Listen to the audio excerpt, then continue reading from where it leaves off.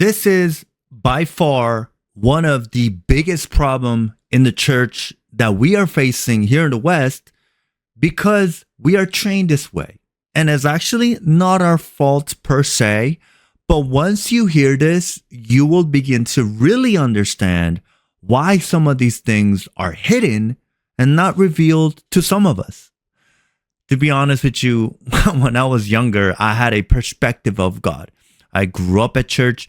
I grew up as a missionary kid, but also at church, listening to all of the stories, and I know all of the things of the Bible as simply as one could know. Therein lies the problem. When we go to school, we're actually trained to analyze, to see things, to synthesize, to begin to understand ideas and be able to analyze those ideas and comprehend them as a knowledge. And this is what it says. It says, "At the time I praise you, Father, Lord, that Lord of heaven and earth, because you've hidden these things from the wise and revealed them to little children." Our lens of understanding something is actually through a lens of wisdom. We actually don't want to put ourselves at a situation that is vulnerable, that is dependent, because at some point in time, we have to answer to the things that we know, and this is how society has programmed us. Another biggest problem that we are seeing, we have a saturation of so much knowledge that actually in some ways there are pick and choosing which one is more convenient. But rather, the things of God is actually way more to do with what it says, be revealed to little children.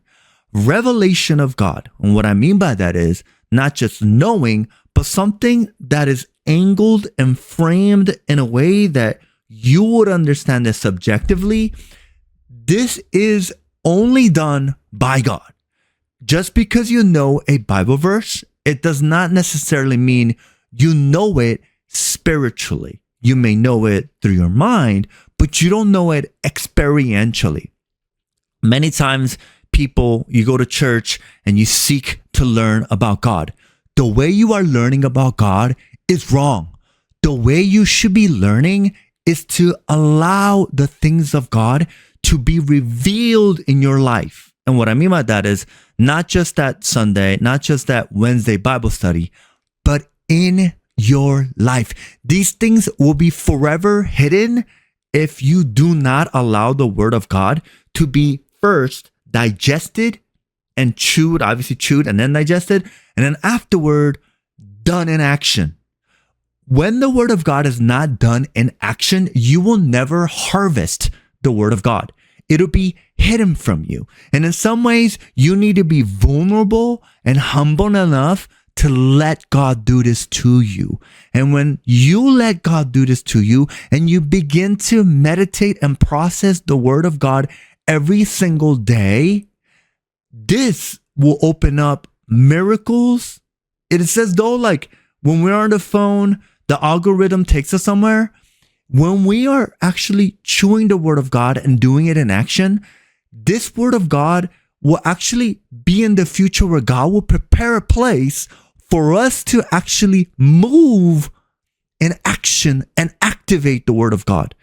When you are able to be dependent in this way, if your heart posture is dependent in this type of way, where you're letting God put situations in your life, you are going to feel a impulse of uncomfortable areas that you never thought it existed. But this is how the word of God is designed to actually come in.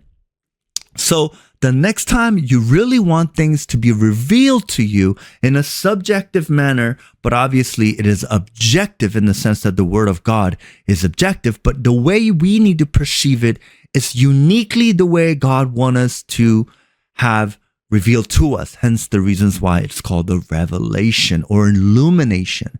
And this is how you should be taking the word of God seriously. You not only hear it, not only chew it, eat it, but then activate it. And when you do that, the hidden things of God, the things that you thought it was only about knowledge, now it'll be revealed in practice.